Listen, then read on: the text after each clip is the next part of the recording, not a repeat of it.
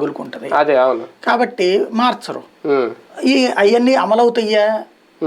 ఇప్పుడు అమలు అవ్వాలంటే ఏడాదికి 85,000 కోట్ల నుంచి 1,00,000 కోట్లు కావాలి.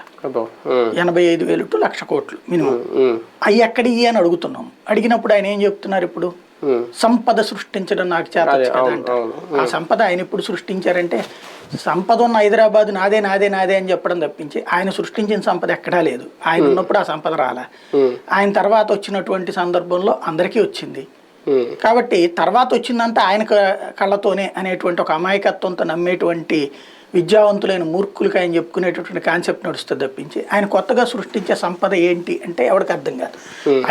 మొన్న 5 ఏళ్లలో సృష్టించలేని సంపద ఈ 5 ఏళ్లలో వచ్చేసి 85,000 కోట్లు తీర్చేసేసి, ఉద్యోగుల జీతాలు 50,000 కోట్లు తీర్చేసేసి, ఆ పైన రాష్ట్రంలో డెవలప్మెంట్ అంతా తీర్చేసేసి, అప్పులు లేకుండా చేసేసి, అసలు ఏమన్నా అర్థం ఉందా దాంట్లో?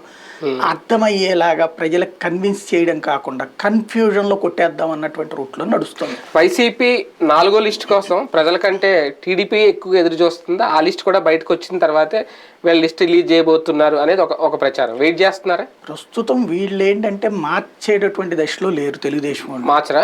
పెద్దగా మార్పు చేసేటువంటి దశలో లేరు. ఎందుకంటే ఓ పక్కన జనసేన ఉంది, ఇంకో పక్కన పొత్తులు కట్టు ఇటు ఉంటారు, ఇంకో పక్కన కమ్మ సామాజిక వర్గం ఒత్తిడి ఉంది.